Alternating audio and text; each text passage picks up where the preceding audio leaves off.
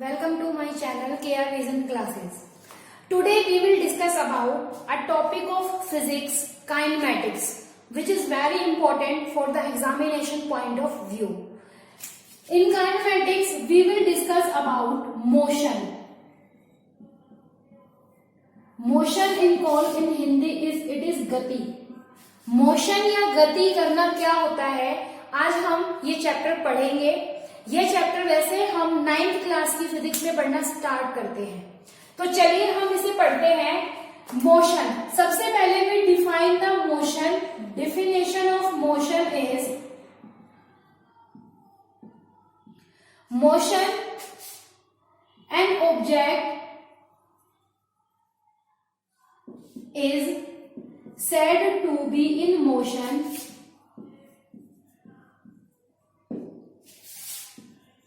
an object is said to be in motion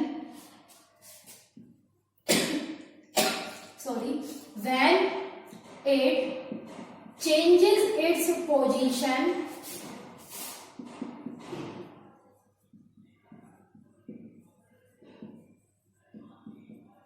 with respect to time और surrounding. ध्यान से पढ़ेंगे, ये चैप्टर बहुत इंपॉर्टेंट है और बहुत आसान भी है. बहुत सारे बच्चे फिजिक्स में इसलिए डरते हैं कि हमसे न्यूमेरिकल्स नहीं होंगे, हमें कैसे थ्योरीज करनी पड़ेगी.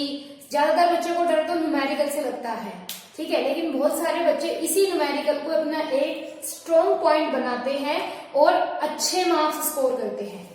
तो चलिए देखिए, definition of motion is that an object is said to be in motion. कोई भी वस्तु मोशन में जब कहलाती है, गति में जब कहलाती है, when it changes its position, जब वो अपनी पोजीशन बदले, या तो समय के साथ, समय के अनुपात में, या फिर अपने आसपास के वातावरण के साथ, ठीक है, टाइम और सराउंडिंग के साथ जब कोई ऑब्जेक्ट अपनी पोजीशन चेंज करता है तो वो मोशन में कहलाता है. मोशन में कहलाने का मतलब, जैसे मैं यहाँ खड़ी हूँ और विद इन 3 सेकेंड्स, मान लीजिए मैं 3 स्टेप्स चलती हूँ, या अगले 3 सेकेंड्स में मैं 6 स्टेप टोटल कवर करती हूँ, तो मेरी पोजीशन 3 सेकेंड के बाद टाइम के अकॉर्डिंग चेंज हो गई. टाइम के अकॉर्डिंग चेंज हो गई तो हम ये कहेंगे कि मैं मोशन में हूँ. या फिर मैं एक और एग्जांपल देना चाहती हूँ. सपोज दिस इज ए बस. ये कोई बस है, ठीक है, ये कोई बस है. ये बस खड़ी है बस स्टैंड पे. This bus is at bus stand and there are many things around the bus stand, like a tree, a shop, कोई भी शॉप हो सकती है एट द बस स्टॉप. कोई पर्सन खड़ा हो सकता है, कोई व्यक्ति खड़ा रह सकता है बस स्टैंड पे, ठीक है. तो कहने का मतलब, अगर ये बस अपनी पोजीशन चेंज कर देती है, suppose it changes its position, कुछ समय पहले यहां थी, अगर हम टाइम कंसीडर नहीं कर रहे, ये रेवाड़ी बस स्टैंड पे खड़ी थी और ये फिर गुड़गांव बस स्टैंड पे चली गई, तो सराउंडिंग के रिस्पेक्ट में, यानी कि पेड़ या उस व्यक्ति के रिस्पेक्ट में, ये बस क्या है, मोशन में. टाइम और सराउंडिंग, समय और वातावरण या आसपास की चीजें, ऑब्जेक्ट जो है, उनमें से एक चीज को लेना है एक बार में मोशन को समझने के लिए, ठीक है. तो मोशन क्या होता है, 2 बातें याद रखनी है मोशन के लिए. गति करना क्या कहलाता है कि जब कोई ऑब्जेक्ट, जैसे मैं गति कर रही हूं, यानी मैं चल के दिखा रही हूं, कहने का मतलब जब किसी ऑब्जेक्ट की स्थिति, पोजीशन का मतलब यहाँ पे क्या है, फर्स्ट सेकंड थर्ड पोजीशन नहीं है, पोजीशन का मतलब है उसकी स्थिति किसके साथ बदल जाए, समय के साथ या फिर वातावरण के साथ बदल जाए, आसपास की सराउंडिंग्स के साथ बदल जाए, तो वो ऑब्जेक्ट किसमें होता है, मोशन में होता है. चलिए नेक्स्ट देखिए. नेक्स्ट में क्या आता है, दूसरी चीज आती है रेस्ट. रेस्ट क्या है, N object is said to be at rest object is said to be at rest when it do not change its position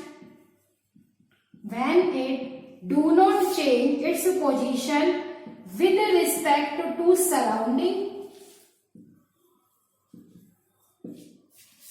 and time, surrounding और time यहां हमने एक वर्ड यूज किया है दैट इज डू नॉट।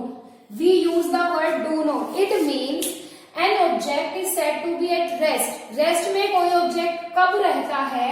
जब वो अपनी स्थिति को, अपनी पोजीशन को समय के साथ नहीं बदलता है। When it will not change its position with respect to time or surrounding। जैसे अगर हम बात करें, मैं यहां खड़ी हूं, पिछले 10 सेकंड से मेरी पोजीशन चेंज नहीं हुई है, तो you can say that I am at rest position, मैं रेस्ट में हूं। तो कहने का मतलब मोशन और रेस्ट में, मोशन करने के लिए टाइम के साथ पोजीशन को चेंज करना पड़ता है, रेस्ट में होने के लिए टाइम के साथ पोजीशन विल नॉट चेंज। आगे देखिए, नेक्स्ट आता है rest and motion are relative to each other. बहुत सारे बच्चों को यही समझ नहीं आता। कहने का मतलब है कि जो रेस्ट और मोशन होते हैं वो क्या है, एक दूसरे से रिलेटेड है। क्या एक ऑब्जेक्ट एक ही समय पर रेस्ट में और एक ही समय पर मोशन में रह सकता है? बहुत सारे बच्चे सोचेंगे अरे ऐसा कैसे हो सकता है, मैं अगर चल रही हूं तो मैं रुकी हुई कैसे हो सकती हूँ। कहने का मतलब है आपको वर्ड्स ध्यान रखने हैं, डू नॉट चेंज पोजीशन। ठीक है, चलिए देखते हैं हम रेस्ट और मोशन कैसे एक दूसरे से रिलेटेड होते हैं। आई होप आप क्लास को एंजॉय कर रहे होंगे। बहुत इंपॉर्टेंट और बहुत अच्छे इंटरेस्टिंग टॉपिक्स हैं ये। चलिए, I will show you this by giving an example. Suppose you are sitting in a car, in a big car like this.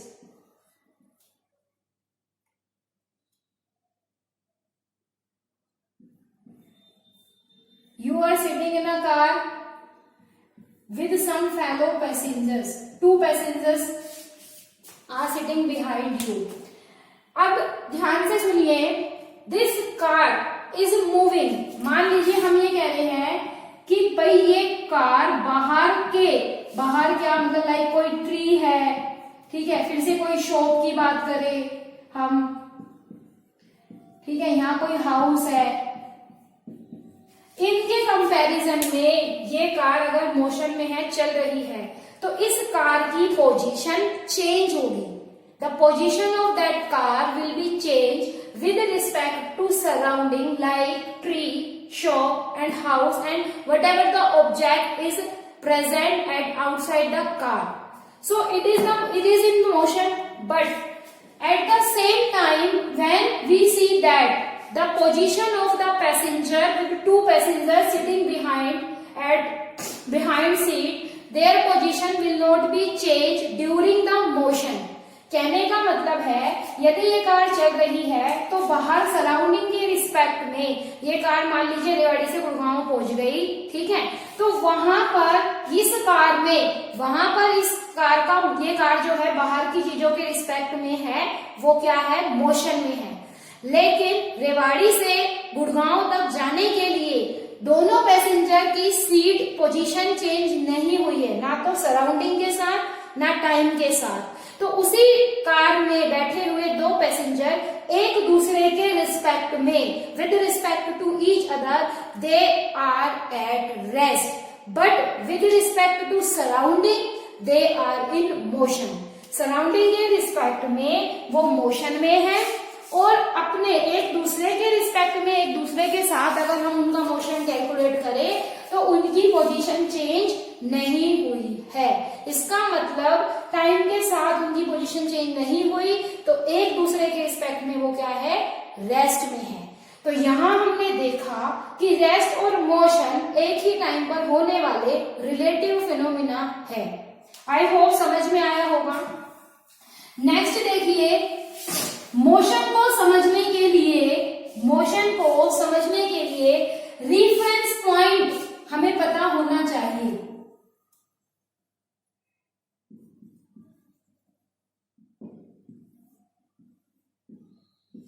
Reference point हमें पता होना चाहिए मोशन को देखने के लिए। जैसे reference point, it is a point where the motion can be started. कहने का मतलब है कि एक ऐसा पॉइंट होता है कि जहां से हम मोशन के बारे में, मोशन को पर्टिकुलर डायरेक्शन या मोशन के बारे में जान सकते हैं, मोशन स्टार्ट कर सकते हैं। फॉर एग्जाम्पल, आपको एक नोटबुक चाहिए, ठीक है, आप एक दिन स्कूल नहीं गए और आपको एक अपने फ्रेंड से नोटबुक चाहिए, बट वो फ्रेंड या आप उसके घर जाना चाहते हो, बट आप दोनों को एक दूसरे का घर नहीं पता है। तो आप अपने घर के आसपास कोई ऐसा स्पेस बताओगे, कोई ऐसा प्लेस बताओगे, जैसे लाइक कोई टेम्पल। अगर आप रेलवे स्टेशन के पास रहते हो तो आप उसे रेलवे स्टेशन अपना एड्रेस बताओगे, ठीक है। तो कोई एक ऐसा पॉइंट बताओगे जहां आप दोनों मिल सको, ठीक है, टू गेट द नोटबुक को लेने के लिए। तो that point will be the reference point. Reference point वो पॉइंट होता है जहां हम मोशन को पर्टिकुलरली एक प्रॉपर स्टेटमेंट, फिक्स पोजीशन बता सकते हैं कि हमारा मोशन स्टार्ट करने के लिए हमने घर से तो मोशन स्टार्ट किया, एक पर्टिकुलर डायरेक्शन भी दे सकते हैं। तो that particular point is called reference point. जैसे आजकल, अभी तो कोरोना पीरियड चल रहा है, लेकिन जनरली अगर हमें स्कूल जाना होता है और हमारी स्कूल बसेस लगी हुई है, तो स्कूल बस हमारे घर के आसपास किसी न किसी रेफरेंस पॉइंट पर आती है, किसी फिक्स पॉइंट पर आती है, हम वहां से जाके स्कूल बस में बैठते हैं। तो मोशन के लिए रेफरेंस पॉइंट बहुत जरूरी है। नेक्स्ट हमें देखना है, मोशन में हमारे पास नेक्स्ट टर्म आती है scalar and vector quantity. Scalar and vector quantity. Scalar और वेक्टर क्वांटिटी के लिए आप मेरी एक और वीडियो, स्पेशल वीडियो बनाई है, वो देख सकते हैं, उसमें आपको बहुत अच्छे से कंसेप्ट समझ में आएंगे। यहां मैं एक ओवरव्यू दूंगी आपको कि स्केलर और वेक्टर क्वांटिटी क्या होती है। Scalar quantity, it has only magnitude, it has only magnitude. Magnitude होता है इसके पास, first point, it has magnitude as well as direction. It can be calculated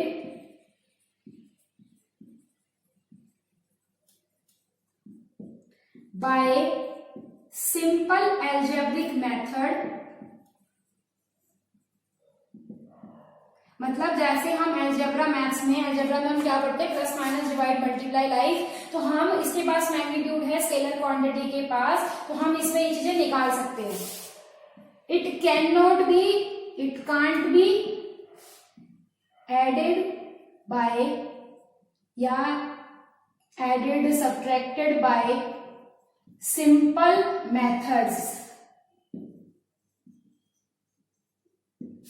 third देखिए, एग्जाम्पल की बात करें तो डिस्टेंस, लेंथ, टाइम, मास, ये सारी कैसी क्वांटिटी हमारे पास, scalar, work etcetera. Vector quantity की बात करें तो सबसे पहले आता है displacement, force, velocity, acceleration etcetera. ये हमारे पास कुछ ऐसी, जिसमें आप स्पीड भी ऐड कर सकते हो। These are the difference between, magnitude क्या होता है कि देखिए समझाती हूं मैं आपको प्रॉपर्ली। मैग्नीट्यूड का मतलब होता है किसी भी चीज का रिजल्ट या परिणाम, और रिजल्ट हमेशा एक न्यूमेरिकल वैल्यू में आता है। ग्रेड भी मिलेंगे तो वो अपने आप में कुछ नंबर को रिप्रेजेंट करेंगे। जैसे किसी बच्चे ने ए ग्रेड स्कोर किया तो ए का मतलब 90% प्लस होगा वो, किसी ने A प्लस किया तो 95%, तो 95 वो क्या है, एक संख्या है, एक न्यूमेरिकल वैल्यू है। इसका मतलब स्केलर क्वांटिटी में क्या चीज होती है, स्केलर क्वांटिटी में सिर्फ एक रिजल्ट, एक मैग्नीट्यूड होता है, नो डायरेक्शन, कोई डायरेक्शन नहीं होती। इसलिए हम इसे पर्टिकुलरली एक प्रॉपर वे में सिंपल अलजेब्रिक सम से ऐड कर सकते हैं। जैसे डिस्टेंस, लेंथ, टाइम, इनकी कोई डायरेक्शन नहीं है। फॉर एग्जाम्पल अगर मैं इस डस्टर की लेंथ को मेजर करना चाहूं बाय यूजिंग द स्केल, तो मैं उस स्केल को यहां से रखकर भी मेजर कर सकती हूँ इसकी डिस्टेंस, और मैं उस स्केल को यहां से, यानी कि इसकी डिस्टेंस यहां से भी मेजर है, यहां से भी। There is no direction, only there is magnitude whatever the length be. Suppose the length of this duster will be 15 centimeter. That 15 is a magnitude which represent the length of the duster, and it has only magnitude. So it is a scalar quantity. Got it? Vector quantity are those which has magnitude तो होगा ही होगा, but it as well as it has direction also. उसकी कोई ना कोई direction होगी। जैसे अगर हम वेलोसिटी की बात करें, वेलोसिटी में suppose a car is moving 400 metre per second की स्पीड से जा रही है, बट वो जा आ रही है, it will move towards east. अगर हम ऐसे लिखते हैं towards east, the car is moving towards east, that means 400 is represent the result, that is a numerical value, and towards it will represent the direction. तो जिसमें दोनों चीजें हो, मैग्नीट्यूड और डायरेक्शन, वो वेक्टर क्वांटिटी होती है। डायरेक्शन इसकी अगर लेफ्ट टू राइट, सपोज ये ईस्ट में है, दूसरी गाड़ी की डायरेक्शन वेस्ट में है, तो हम इन्हें सिंपल अलजेब्रिक मेथड से ऐड या सब्ट्रैक्ट नहीं कर सकते। दूसरी इंपॉर्टेंट चीज है इनके एग्जाम्पल्स। आई होप समझ में आया होगा, ऐसा नहीं लगना चाहिए कि बहुत जल्दी हो रहा है ये चीजें, ठीक है? प्लीज ध्यान से पढ़िए। चलिए अब आपको क्वेश्चन दिए जाते हैं कुछ ऐसे, इसके ऊपर बेस्ड कुछ क्वेश्चन न्यूमेरिकल्स देखते हैं हम। इन पे तो न्यूमेरिकल्स नहीं आते स्केलर और वेक्टर क्वांटिटी पे, लेकिन इन पे कुछ थ्योरेटिकल क्वेश्चंस आते हैं। जैसे question 1, which of the following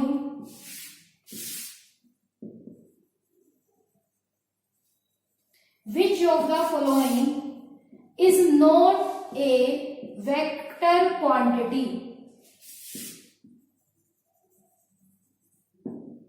vector quantity को सदिश राशि कहते हैं। हिंदी वाले सुन लीजिए, vector quantity in Hindi it is called सदिश राशि। सदिश राशि बोलते हैं। पहला, which of the following is not a vector quantity? That is acceleration. Acceleration means त्वरण। सेकेंड, फोर्स मीन्स बल। थर्ड, वेलोसिटी मीन्स वेग। And fourth, time. इसके बारे में तो पता ही नहीं होगा, समय, जो अभी हमारे देश के लिए बहुत ही कठिन समय चल रहा है। सबको मिलकर एक साथ इस कठिन समय को पार करने, दूसरे की हेल्प करनी है, तो प्लीज ज्यादा से ज्यादा हेल्प भी कीजिए जितना हो सके। चलिए ये बताइए कि निम्नलिखित में से कौन सी सदिश राशि नहीं है? अब उसने क्वेश्चन को मैनिपुलेट किया है। इट मीन्स सदिश राशि के लिए सदिश राशि नहीं है। अगर कोई भी राशि सदिश राशि नहीं है तो वो कैसी होगी? अदिश राशि होगी, मतलब स्केलर क्वांटिटी। तो हमें इसमें क्वेश्चन को थोड़ा सा समझना है। कई बार बच्चे क्या करते हैं, उन्होंने रट रखा होता है कि यहाँ पर वेक्टर शब्द लिखा है तो इनमें से भाई चलो टिक कर दो। नहीं, उससे पहले क्या वर्ड यूज किया उसने? नॉट। नॉट का मतलब वेक्टर नहीं हो, और जो वेक्टर नहीं होंगे वो कैसी क्वांटिटी होगी? स्केलर क्वांटिटी होगी। इट मीन इसका आंसर आएगा टाइम। टाइम एक स्केलर क्वांटिटी है। तो क्वेश्चन को रीड करने का तरीका सीखिए। चलिए अगला देखिए क्वेश्चन। डिस्प्लेसमेंट इज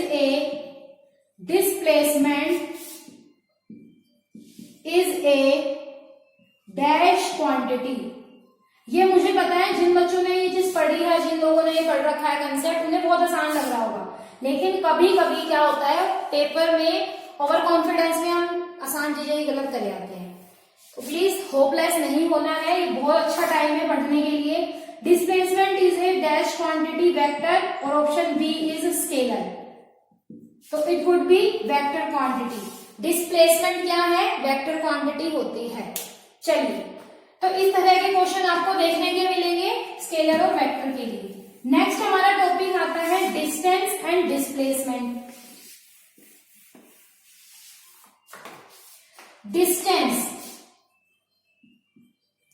डिस्टेंस को हम हिंदी में बोलते हैं दूरी, सबको पता है।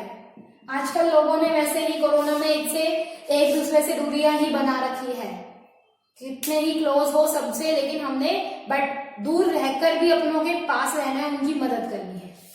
दूरी, डिस्टेंस की डेफिनेशन देखिए, it is the total path length, it is the total path length covered by an object.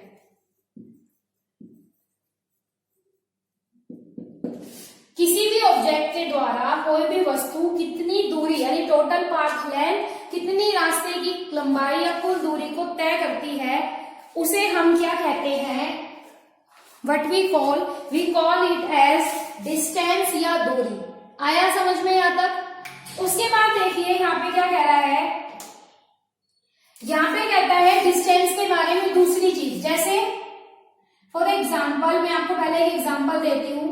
कोई पॉइंट ए से हम 10 मीटर बी की तरफ गए, पॉइंट बी, फिर हम 20 मीटर सी पॉइंट पर गए, फिर हम 30 मीटर डी पॉइंट पर गए, 40 मीटर ई पॉइंट पर गए। तो अगर आपसे कहा जाए कि find the distance from A to E, then we will add all the path length. हम कितना वास्तव में एक्चुअल या टोटल पाथ लेंथ, पहले हम यहां से यहां गए, यानी path length of A B plus path length of B C plus path length of C D plus path length of D E, ये सारी पाथ लेंथ हमने टोटल पाथ लेंथ या एक्चुअल में चल के गए हैं। अगर आप उड़ के भी जाओगे तो वो एक्चुअल ही मानी जाएगी। चलिए देखिए, ए बी की पाथ लेंथ कितनी है? 10, BC की कितनी है? 20, 30 and 40। What is the answer? 40 plus 30 70 plus 20 90 plus 1 100, यानी 100 मीटर का ओवरऑल डिस्टेंस ट्रेवल किया है ए से ई तक जाने के लिए। Got it? आई होप समझ में आया होगा कि डिस्टेंस क्या है, टोटल एक्चुअल पाथ लेंथ। कभी भी याद रखना, जब हमें डिस्टेंस मूव करना है, when we want to move some distance, we have to move it, motion में आना पड़ेगा। अब जैसे हम बचपन में खेलते थे टिप टॉप टिप, यानी 2 टीम्स हमने डिवाइड करी है, at that time we get some fun, but हम यहाँ पे टिप टॉप करने का मतलब हम लेग से फुट लेंथ, लेग की फुट लेंथ को मेजर करते थे, ठीक है? तो इसका मतलब वो फुट स्टेप भी हमारे पास क्या है? डिस्टेंस है, क्योंकि वो एक्चुअल में मूव किया है हमने। हमारे फुट की कोई ना कोई मेजरमेंट होगी, 15 सेंटीमीटर होगा, 20 होगा, 30 होगा, इस तरीके से। तो वो अगर हम फुट स्टेप मेजर करते हैं तो that will be the distance travelled. Okay, yes. Now we will see some important properties of distance. Important properties of distance that the SI unit of distance is. अब SI unit क्या होती है, इसको समझने के लिए मेरा एक वीडियो है जो चैनल पे आपको मिलेगा, प्लीज उसे देखिए ताकि अच्छे से समझ में आए SI यूनिट क्या होती है। SI unit of distance is, SI unit of distance is metre. SI unit of distance is metre, METRE। Spelling का ध्यान रखना। नेक्स्ट है it always be positive, it always be positive. Distance हमेशा positive होता है, ठीक है? नेगेटिव कभी नहीं होता, क्योंकि डिस्टेंस का मतलब है लेंथ। कभी भी किसी चीज की लेंथ नेगेटिव नहीं होगी। जैसे मेरी हाइट मेजर करनी है या आप अपनी हाइट मेजर करो फ्रॉम टो टू हेड और फ्रॉम हेड टू टो। अगर आप हेड से टो कर रहे हो, मान लीजिए 5 फीट है, और अगर आप टो से हेड करोगे तो -5 नहीं होगी, that will be never be -5। Similarly हम डिस्टेंस मूव करते हैं, जैसे मैंने यहाँ से यहाँ तक 3 फुट स्टेप रखे, वापस में 3 आई, तो वापस 3 आने में -3 नहीं लिखेंगे हम उसे, that will be added by simple method, क्योंकि डिस्टेंस क्या है, हम मैग्नीट्यूड ले रहे हैं किसी भी चीज का। ओके, तो डिस्टेंस पॉजिटिव होती है। इसी लाइन को या इसी चीज को और किस तरीके से आप लिख सकते हो, इट कैन नेवर बी 0 और नेगेटिव। नेगेटिव तो पाथ लाइन अभी समझाया होती ही नहीं है, तो ये 0 भी नहीं होता। डिस्टेंस को मूव करने के लिए कोई ना कोई आपको मेजरमेंट करनी पड़ेगी। हो गया यहाँ तक क्लियर? अब इसमें कोई भी इसके अंदर डिस्टेंस को मेजर करने के लिए कोई डायरेक्शन नहीं है, और जिसमें डायरेक्शन नहीं होती वो कैसी क्वांटिटी होती है, स्केलर। तो हम यहाँ लिख सकते हैं it is a scalar quantity, it is a scalar quantity. I hope बच्चों आपको समझ में आ रहा होगा। जो भी इस वीडियो को देख रहे हैं ध्यान से देखना। आपका कोई भी एग्जाम हो, चाहे स्कूल लेवल एग्जाम हो, चाहे कोई भी कॉम्पिटिटिव एग्जाम हो, बेसिक कंसेप्ट आप यहाँ से बहुत अच्छे से सीख सकते हैं। अगर किसी का कुछ मिस हो गया तो वीडियो को रिवाइंड करके देखिए, उसको बैक करके देखिए। डिस्टेंस के बारे में ये सारे पॉइंट है। If you want to take the screenshot then you can take it, okay. Otherwise we will proceed ahead, that is next topic is displacement. Please move it.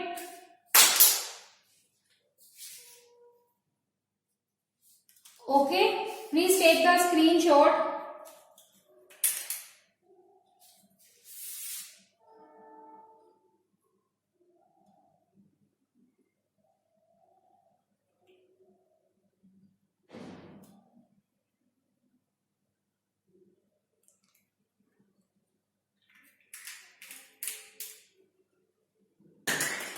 चलिए, हो गया ये क्लियर। नेक्स्ट देखते हैं displacement, then we will do numericals. Numericals जरूर कराऊंगी मैं हर टॉपिक से रिलेटेड। न्यूमेरिकल्स में ही बच्चों को ज्यादा दिक्कत होती है, लर्निंग पार्ट तो हम लर्न भी कर लेते हैं।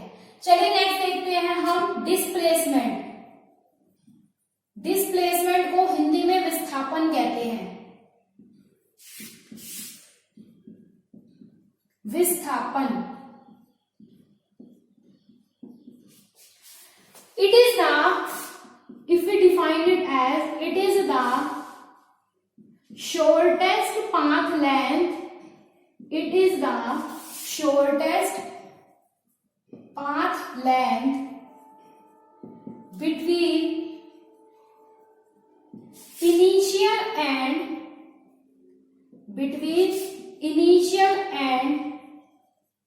final point। If there are 2 point, यदि हमारे पास कोई 2 पॉइंट है और उन 2 पॉइंट, एक पॉइंट होगा स्टार्टिंग पॉइंट, इनिशियल का मतलब शुरुआती पॉइंट, फाइनल का मतलब उसका एंड पॉइंट। स्टार्टिंग और एंडिंग पॉइंट के बीच की शॉर्टेस्ट पाथ लाइन को डिस्प्लेसमेंट या विस्थापन कहते हैं। जैसे मैं एक एग्जांपल देती हूँ आपको। अगर आपको पॉइंट ए से पॉइंट बी तक जाना है, ये आपकी 100 मीटर है, ये आपका पाथ है, कोई इस तरीके से घूम के जा रहे हो आप, तो ये 500 मीटर है, और एक पाथ है ये वाला, ये मान लीजिए 300 मीटर है। तो यदि आपसे कहा जाए, बहुत अच्छी ड्राइंग बनी है ना, यदि आपसे कहा जाए कि आपको इसमें डिस्टेंस और डिस्प्लेसमेंट निकालने हैं, तो आपको डिस्टेंस में हम जैसे भी, वी हैव अ चॉइस, हम किसी भी तरीके से ए से बी तक जाना है। अगर हम ये वाला पाथ, मान लीजिए इस पाथ को नाम दे देते हैं स्मॉल ए, ये बी और ये सी। अगर हम स्मॉल ए पाथ के थ्रू जा रहे हैं, अगर हम स्मॉल ए पाथ के थ्रू, मान लीजिए इसको सिंपल वे में बना देते हैं, ठीक है, या फिर हम और भी सिंपल कर सकते हैं इन चीजों को, इस तरीके से सिंपल एक कर्व लगा सकते हैं। ये 300 मीटर हो गया। तो कहने का मतलब है कि अगर हम इस पाथ को फॉलो करते हैं, पाथ सी को, तो डिस्टेंस हो गया 300 मीटर पाथ सी का। अगर पाथ बी का डिस्टेंस फॉलो करना है तो 100 मीटर हो गया।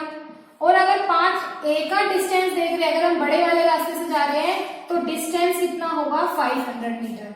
क्योंकि डिस्टेंस के लिए हमारे पास कोई डायरेक्शन नहीं है, हमें कहीं भी है, हमें बी पर पहुंचना एक तरीके से, ठीक है, तो हम कैसे भी रास्ता फॉलो कर सकते हैं। But in the case of displacement हमें छोटे से छोटा, क्योंकि डिस्प्लेसमेंट की डेफिनेशन हमेशा याद रखना शॉर्टेस्ट पाथ लेंथ होनी चाहिए और किसी दो इनिशियल और final point, initial point is A, final point is B, initial और फाइनल के बीच की शॉर्टेस्ट पाथ लेंथ कितनी है आपके पास 100। तो डिस्प्लेसमेंट यहां कितना आएगा आपके पास, displacement is equals to 100 metre. यहां पे समझ में आया, आई होप समझ में आया होगा। दूसरी चीज, डिस्टेंस और डिस्प्लेसमेंट के लिए हमेशा उनकी डेफिनेशंस को याद रखिए, माइंड में कंसेप्ट सीखने के लिए definition. Second important thing, 100, 300, 500 these represent the magnitude. अगर हम मैग्नीट्यूड की बात करें तो आप एक चीज देखिए, इसमें ही ध्यान से देखो, डिस्प्लेसमेंट का मैग्नीट्यूड डिस्टेंस के मैग्नीट्यूड अगर इनका कंपैरिजन करें तो इससे छोटा है, भाई 300 से भी छोटा है, 100 500 से भी छोटा है, या फिर ऐसा है डिस्टेंस का मैग्नीट्यूड भी 100 है, डिस्प्लेसमेंट का मैग्नीट्यूड भी 100 है। इट मीन्स हमेशा डिस्टेंस का मैग्नीट्यूड डिस्प्लेसमेंट के मैग्नीट्यूड से कभी भी छोटा नहीं आएगा। The magnitude of distance, magnitude of distance not less than magnitude of displacement, कभी भी लेस नहीं होगा। आप खुद देख लो, या तो क्योंकि डिस्टेंस क्या है, डिस्टेंस की डेफिनेशन क्या है, टोटल पाथ लेंथ, टोटल किसी चीज का टोटल है, किसी चीज की टोटल लेंथ है, और डिस्प्लेसमेंट क्या है, शॉर्टेस्ट। तो कोई भी शॉर्टेस्ट छोटी चीज कभी भी टोटल से बड़ी नहीं हो सकती। तो magnitude of distance never be less than the magnitude of displacement. I hope समझ में आया होगा एक point, this is in the definition, I explain the definition. Next देखिए प्रॉपर्टीज ऑफ डिस्प्लेसमेंट। अभी मैं आपको कुछ क्वेश्चंस दूंगी डिस्टेंस और डिस्प्लेसमेंट के। चलिए नेक्स्ट देखिए, इसमें the SI unit of displacement is also, it is A shortest path length, और लेंथ की क्या होती है, SI unit of displacement is also meter.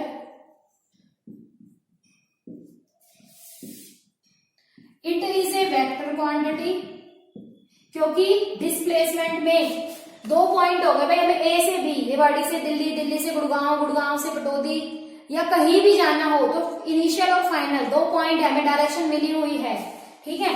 It is A vector quantity.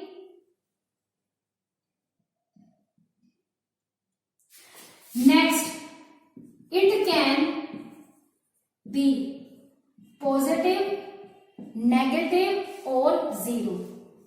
अब केस हमारे रियल में एग्जिस्ट नहीं करता, ये हाइपोथेटिकली है, इमेजिनरी केस है। लेकिन पॉजिटिव का केस तो अभी दिखाया कि डिस्प्लेसमेंट कितना आया था, 100 आया था। जीरो कब होगा, तो कंडीशन लिखिए नोट करके, the displacement is zero when the initial and final point are same।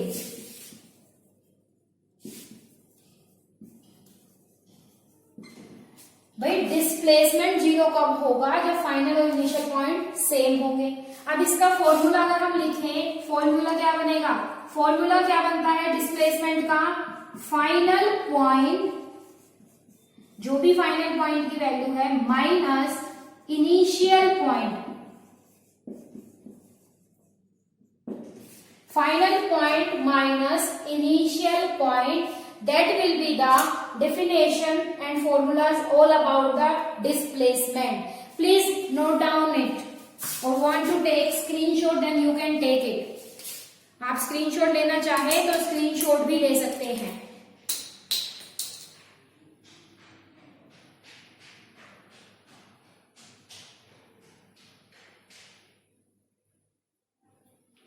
Okay, now let me explain some examples।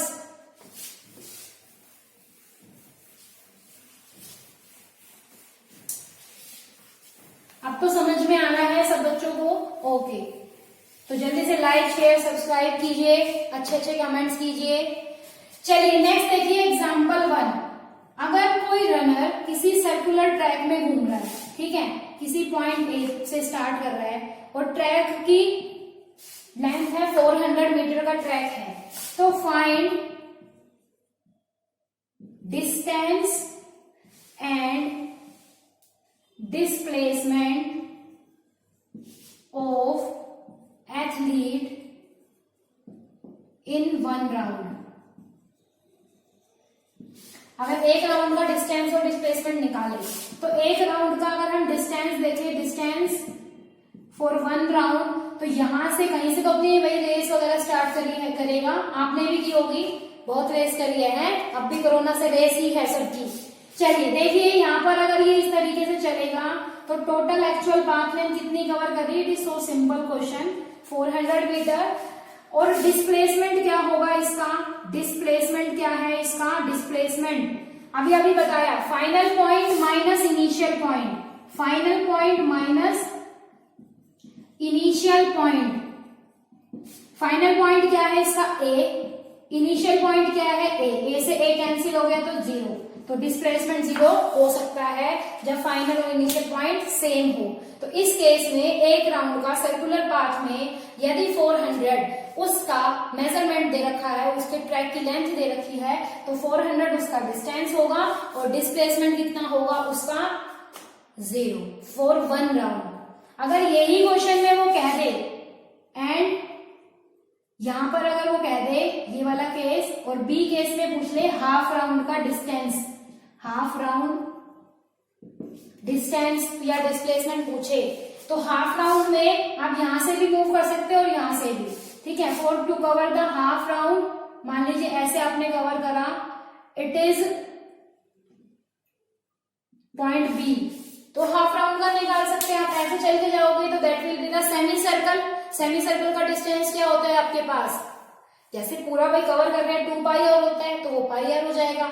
Displacement क्या होगा? डिस्प्लेसमेंट ये लेंथ होगी क्योंकि ये शॉर्टेस्ट लेंथ है, तो डिस्प्लेसमेंट हाफ के लिए क्या बनेगी आपके पास? डायमीटर। तो ये डिस्टेंस और डिस्प्लेसमेंट के क्वेश्चन थे। और क्वेश्चन ट्राई कीजिए, कोई प्रॉब्लम हो कमेंट करके बताइए। चलिए, तो आज के लिए इस वीडियो में इतना ही है। नेक्स्ट वीडियो में हम इसके न्यूमेरिकल्स और आगे के कंसेप्ट पढ़ेंगे। लाइक शेयर सब्सक्राइब कीजिए। जय हिंद, जय भारत।